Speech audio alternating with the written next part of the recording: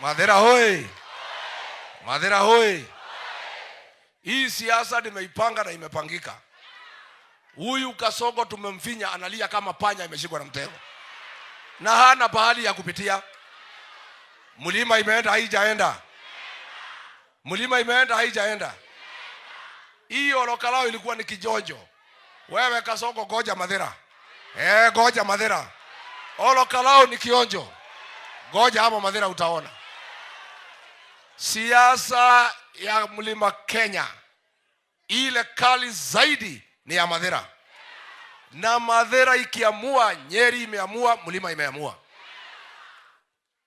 Mimi niseme huyu Kasongo, kwa sababu ni mzuri, niambie nyinyi watu ya nyumbani, alikuwa anataka Rigathi Gachagua akiwa running mate amsaidie kuwa rais, lakini hakutaka Rigathi akuwe deputy president, kwa sababu alitaka mtu mjinga, mtu pumbafu, mtu hana akili, mtu ya yesa, mtu ambaye hawezi uliza swali yeyote, mtu ambaye atamkubalia apore Kenya kama amenyamaza.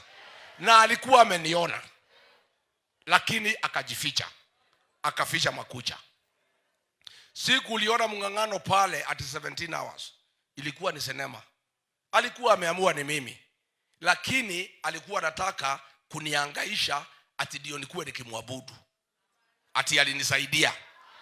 Yeye mwenyewe aliita huyu Soprano, akapatia yeye pesa kabla mambo ya running mate. Akamwambia patia hii wabunge wote waseme ni wewe. Na ni yeye. Sasa mimi sikuwa na habari. Mimi naendelea kumtafutia kura. Alikuwa amekataliwa na kila mtu. Mimi nasunguka na bebeleza wa Kikuyu na msemo wachana na Uhuru, wacha tukae na huyu. Mimi niko busy nikimsaidia. Yeye ananipangia huko nyuma. So lakini alikuwa ameamua ni mimi. Hiyo ilikuwa tu ni sinema, sarakasi.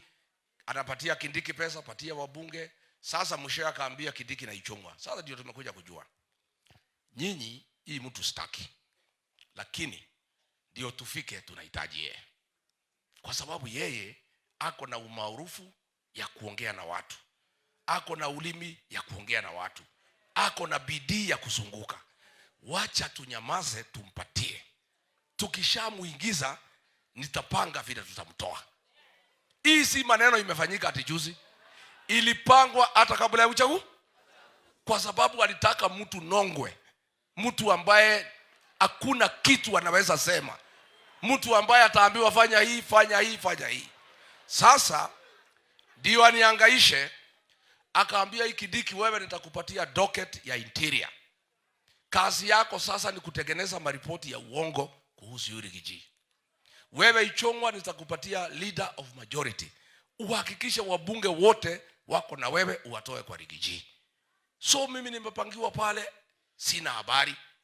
Kindiki naita mikutano ya usiku, napatia wajumbe pesa. Ichung'wa naita wabunge. Huyu Kasongo kukiadikanwa kama ni jeshi, anatafuta mabarua, anaita wabunge ya Mlima. Anasema nyinyi wabunge ya Mlima, niliambia Rigiji ampatie jeshi, amepatia nyinyi? Hapana. Ndio msiulize, wachana na yeye, chukueni. Wambuga wakaanza kunichukia. Unaona?